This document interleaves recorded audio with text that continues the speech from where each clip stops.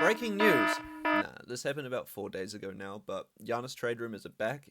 Fake trades are everywhere. I've saved some of the popular ones. Some of them are interesting. Some of them made by Lakers fans. And we're going to talk through them and maybe come up with some of our own. Look, the Bucks are bad. Giannis is hurt again. They're sitting outside the play-in, and reportedly his camp has met with the front office to discuss whether his best fit is staying put or elsewhere. He's wiped his social medias of all Bucks content, and look, things are looking a certain type of way. It's not the first time he's put pressure on the Bucks front office, and usually he gets his way. I remember back in 2020 he was sort of flirting around a little bit, and they went and got him Jrue. Jrue won them a championship. Happy times. And then maybe a couple years later, the Heat and Jimmy Butler beat them in 2023 in the first round. Had Giannis sitting at the press conference, getting quite philosophical about failure all of a sudden. And even though Dame was supposed to go to Miami after that season, the Bucks pulled through again and got him Dame. But then fast forward a couple of seasons again, Dame gets hurt in the playoffs. Giannis is on podcast talking about how he wants to go and win championships, whether that be with Milwaukee or anywhere else. And the Bucks got him Miles Turner this time. It's starting to look like at this point they might be running out of levers to pull. There comes a point when you say, we did everything we could for this guy. We mortgaged a future, traded our picks, all our young talent is gone. And they just don't have the roster now to support a championship team, which is what he wants.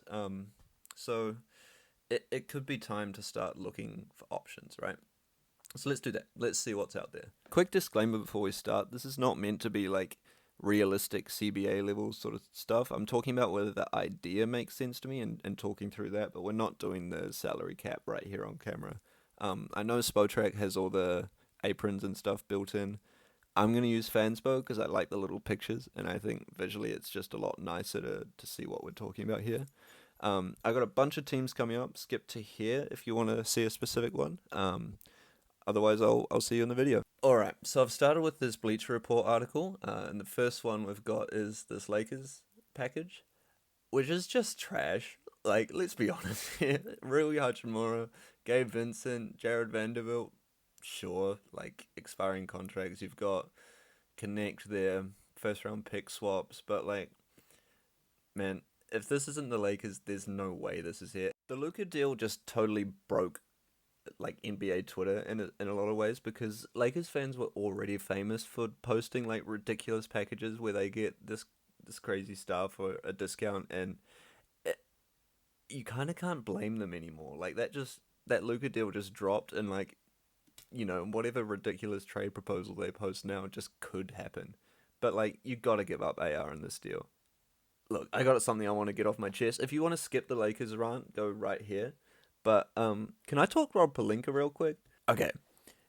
Zach Lowe made a joke a little while ago about Pelinka and Nico's negotiation, if you can call it that, being kind of like a middle school crush. Should I text her? Should I not? Should I call him? What's he thinking right now? Trying to play it cool, but also my God, he might give me Luka. And I've been wanting to talk about this for a while. So last year in the lead up to the trade, Lakerland was in a little bit of strife. Things were tense. The team was good, not great. LeBron's putting pressure on the front office a little bit, trying to make a move, and it was held up by these two future first-round picks, right? I mean, now LeBron might tell you that he always knew they were going to get Luka, right? He had a feeling. But I remember reading at the time, after the Luka deal went down, that Rob Pelinka, while on the phone with Nico Harrison, who's about to give him Luka, please correct me if I'm wrong, but that during this negotiation, Pelinka had the gumption to be Nico, man, I'm sorry, but we're giving up a good young player in Max Christie right now, and you just can't be sure of Luka's health. I can't give you 2 first-round picks. And Nico's totally fair, my bro. I get that, absolutely understand we're really struggling with this guy right now. 1 first-round pick would be fine. And trade goes through. Crazy. Just imagine this alternate timeline where Dallas puts Luka on the market, right? And every team is submitting their best offer. They walk away with a real package, multiple picks, a real player. I mean, does Houston do Amin and Şengün at the time? Not now, at the time. J-Dub, could you have gotten from the Thunder? Giannis? You could have gotten Giannis probably. Um, but yeah, let's say they do that, and then it comes out that a month earlier, Nico had offered to Rob Pelinka, "Hey, we'll give you Luca. Just get us, AD and a couple firsts." And like how that would have gone down if it came out that the front office tried to save a pick, and that's why they didn't get Luca, and now he's in Houston or now he's in Oklahoma City. The balls on that man to pull it off, like well done, but golly, that could have gone so badly. All right, this next one has Giannis going to the Knicks for Karl Anthony Towns, McBride, Pacome Dadier, first round pick swabs. This one just strikes me as like only if he wants to go there, like he forces Milwaukee's hand, and they just they're gonna do right by him. Towns sort of has to be in this deal. There are versions where it's Bridges and Anunoby, but I feel like it's Towns, and then I'm not sure if the Bucks want him. It feels like New York kind of made their move with Bridges picks wise, and they really can't get in on this unless it's it's one of those situations where Giannis forces his way there. But maybe Cat goes to a third team. I'll come back to that. Maybe jump here if I do that. All right, this next one has Giannis going to Portland, which would be hilarious. Like he joins up again with Jrue and Dame. In return, the Bucks get Jeremy Grant, Robert Williams, Scoot Henderson at first, Milwaukee's other first in 2028 and 30, and a third first round pick in 2032. So this is kind of that flavor of deal where the Bucks are starting to get some of their future back. This just doesn't strike me as enough even then. Like, I feel like Shaden Sharp has to be in this deal. I don't really think the Bucks want Robert Williams and his mincemeat knees. Scoot's an alright prospect, but he's not like blowing your socks off, I guess. Alright, I'm a huge Heat fan, so I gotta try and remain objective here, but this has been out there as well. Kind of another one of those destination teams where it probably doesn't happen unless he forces his way there. But like this guy's saying, Hero, Ware, Harkes, Jovic, Wiggins. Um, agree, kind of Bam wouldn't be on the table. Jovic is weird too because he's got one of those contracts that's worth more to the team taking it in than it is to the team sending it out, so the money is weird. I'm not super sure Wiggins would be valuable to the Bucks. I mean, Hero's from that area. He's a 25-year-old All-Star. I think you could argue it. Miami probably would need Giannis to pick them. Although, when Dame said only Miami, somehow that's the only time stars aren't allowed to choose where they're going. But if Giannis wants to play with Bam, if he wants to avoid the state taxes on his Supermax deal, that would be understandable. There are worse offers out there. But I'll come back to this one. I feel like Lakers fans, there could be a little something for you here as well. I feel like we need to figure out what Milwaukee's actually after. Like, there are teams like Brooklyn or Utah that could throw a ton of picks, but like no real players that you're excited about, and I feel like Giannis doesn't want to go to that level of rebuilding team. You've got your destination teams, the ones we talked about, your Lakers, Knicks, Miami, and then you've got the kind of we own your picks kind of situation, right? So we talked about Portland, but there's Atlanta and New Orleans as well, which are the next 2 years. I think if the Bucks are going to be bad, those would be the picks to go and get. And then there's some fun kind of 3-team trades where we move some of those pieces around. So if you're impatient, you can skip to any of these teams here. And I'm going to run through some of my own ones. I've also seen some fans out there, like on Twitter, on podcasts and stuff, being like, they can't have this guy, Dylan Harper, Austin Reeves. Şengün's another option. I feel like there's some nuances there. Like, okay, let's talk timeline. The Spurs, they've kind of got time, right? So Dylan Harper's super young, and he looks great, by the way. Like, I fully get that one. But you'd have to give up one of him or Castle. If you don't want to do it, fine. They've got Wemby, they've got Castle. They've even got, like, a second guy who's ready now in De'Aaron Fox. I just feel like, as crazy it is to say, they almost don't need Giannis, or at least they don't need to push the button right now. The Lakers, they're not really on LeBron's clock anymore, thanks to the Luka trade. I feel like you don't get in the room for Giannis if you're not giving up at least Austin Reeves plus more. The Rockets are a little different. You just went and got KD. Like, that man is 37 and he's good now. He's probably gonna be good for a bit longer, but like, you don't go and get a 37-year-old unless you're trying to take that next step, right? Zach Lowe and Tim Legler were talking about this on Zach's podcast recently, and they were saying, like, between Armin Thompson and Sengun, you trade Sengun if Milwaukee gives you the option. And, like, they've also got, like, 5 guys that are 7 foot or bigger, so, I mean, Giannis isn't small, but you're not losing too much if you send out a center and you get back a massive Greek guy, right, who's going to run up and down and dunk all over everyone. Whereas they have maybe 2 people on their roster who can dribble the ball efficiently. And on that point as well, I've heard a lot of discussion out there that, like, OKC's just too good, and, like, maybe you try and take them on in a couple years rather than now, hoping the CBA messes them up, or maybe, like, injuries play a part, some guy demands out because he's not getting playing time, but, like, that's just so lame to me, like, I everyone's sort of like, oh, if Shea went down in April, like, they could be beatable, but it's kind of wraps otherwise. I'm like, man, I agree. OKC is, like, generationally good, but this is prime Giannis, bro. Like, who else is going to save you, right? And it's also not like you can get to that point in the playoffs. Say you're the Rockets and you're in the second round. It's middle of game 3, and Shea does go down, right? Shea is injured. And I'm not wishing this on anyone. I want everyone to be healthy. It's better that way.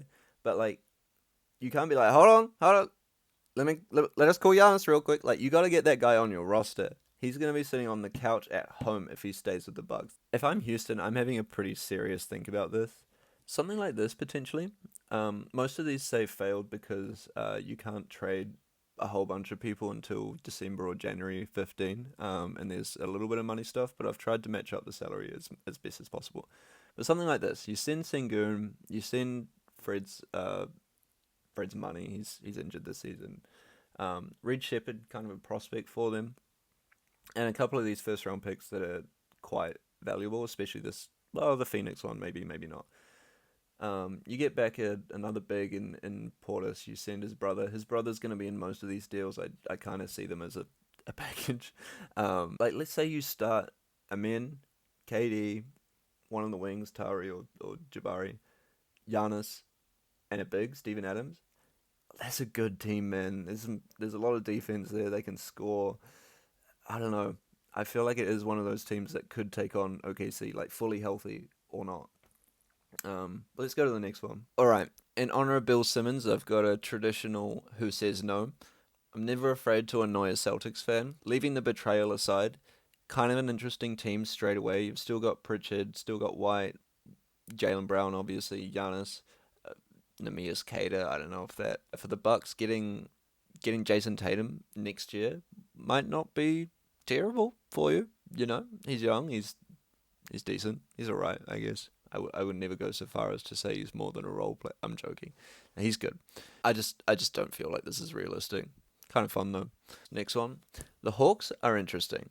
It's been talked about a little bit already. I mentioned it's partly because they've got this right to swap to Milwaukee's pick next year. I kind of like this deal.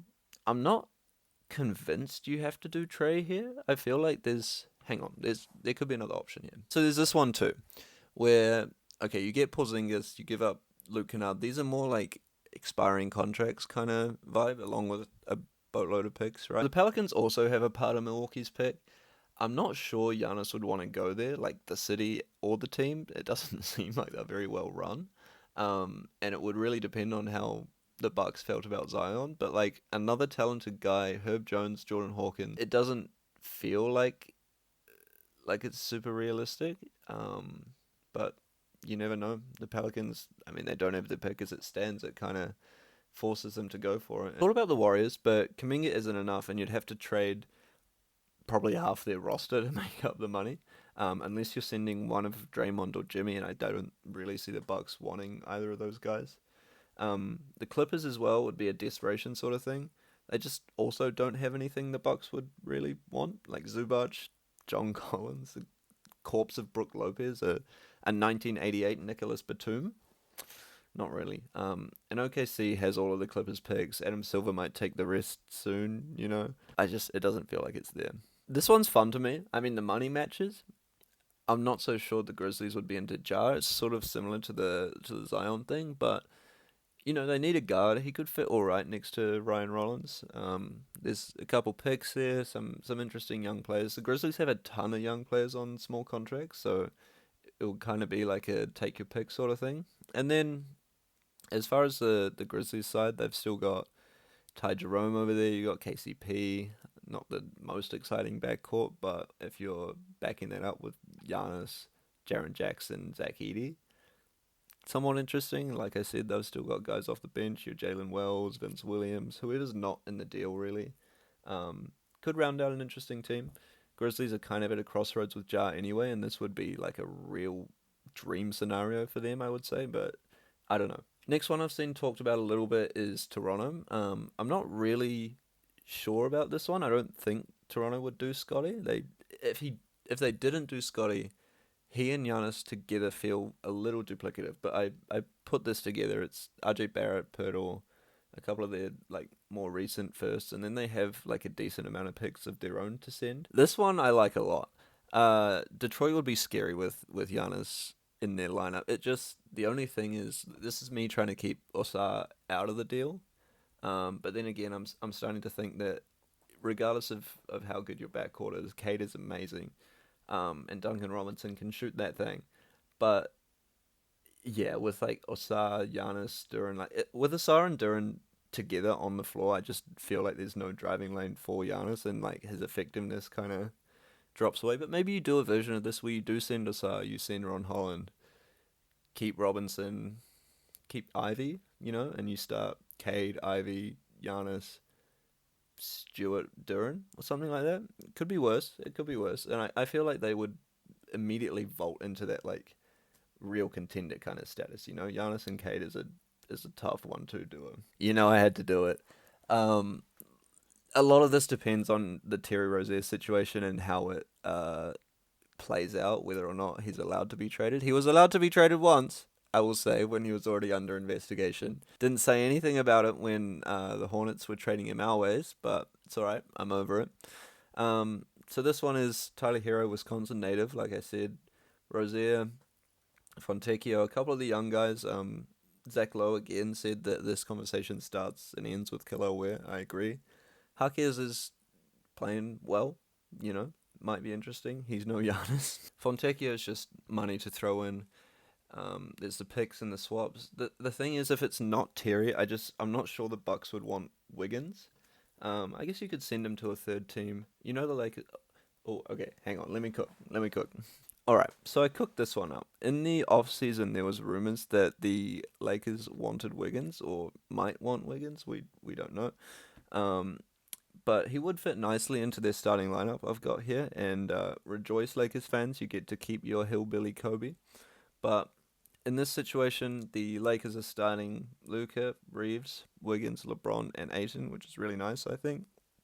And still have a decent enough bench to fill out some gaps in the playoffs.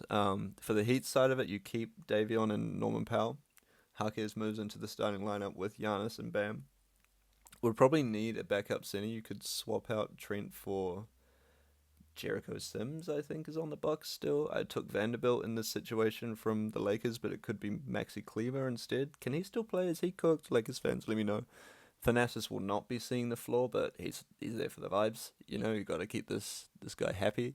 I don't mind this. I feel like it would be kind of a wild shake-up, but hey, I'd be happy to see it happen. Here's another 3-teamer I put together. So this is kind of one of those ones where Cat doesn't end up on the Bucks. I've put him over with the Pistons, which I actually feel is a really nice fit, and low-key a nicer one than Giannis.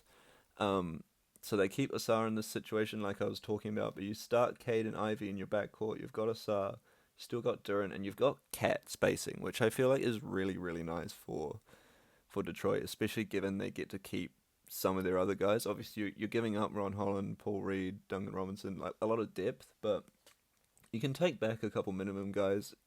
Cole Anthony, they found Dennis Jenkins in the G League, was it?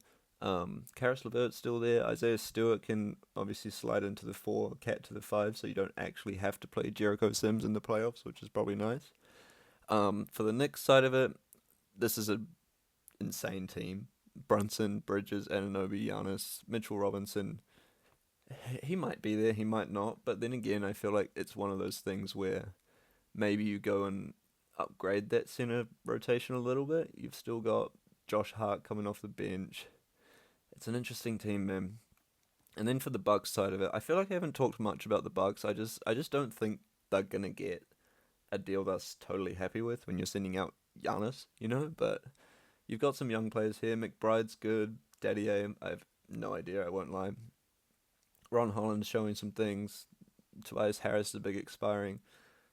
Whether you want 3 years of Duncan Robinson, I'm not sure, but potentially flippable to another team. Paul Reed has been doing things in Detroit. I think that's the best way to put it. Picks, whatever picks you can scrounge up. I don't hate this either. Another massive shake-up. I got one more for you. This one is kind of crazy as well. So it's more on that kind of Milwaukee getting their picks back sort of vibe. Dallas gets a real guy to run their offense. No offense to Ryan Nembhard, who cooked Miami the other day. I'll give you that, but they are getting the Trae Young that wouldn't be going to the Bucks in this situation. So you got Trae, you got Max Christie, Cooper Flagg, Najee, and Derek Lively, which I feel like is a nice team. The Bucks get Anthony Davis. I am not 100 on this one, whether I'd want that. But you also get PJ Washington, you get Risa Shea. It's kind of like a weird blend, I suppose, between AD right now and Risa Shea might be a prospect for the future. But their starting lineup doesn't look terrible right here. Rollins and Green is a decent backcourt when you've got like the defense behind them of PJ, Davis, and Miles Turner. Like that, I feel like that front court would be really nice. You've still got some depth here. Bobby Portis is still in Milwaukee, which might make people happy. You got Gary Harris. Okay, I'm gonna move on from these guys. For the Hawks side of it, I like this a lot. It's sort of the similar team I talked about before, but kind of with a fuller rotation in mind. So you take Trent, you take Thanasis, like I said, but you have Nikhil and Daniels in your backcourt, which is great defense, backed up by Jalen Johnson and Giannis and Kristaps. This team is huge, first of all, but I feel like you can make the shooting work. Gary Trent off the bench, you've got Luke Kennard there still.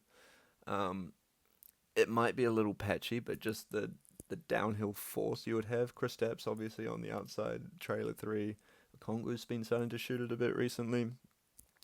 This could make the Hawks pretty scary, man. If you've got a Giannis trade idea that's actually good, or you want to scream at me for one of mine, that's what the comments are for. I'm thinking of doing AD and or Lowry next, so subscribe if you're into fake trades and light slander. Appreciate you watching. Hope your team doesn't get fleeced, and I'll see you in the next one.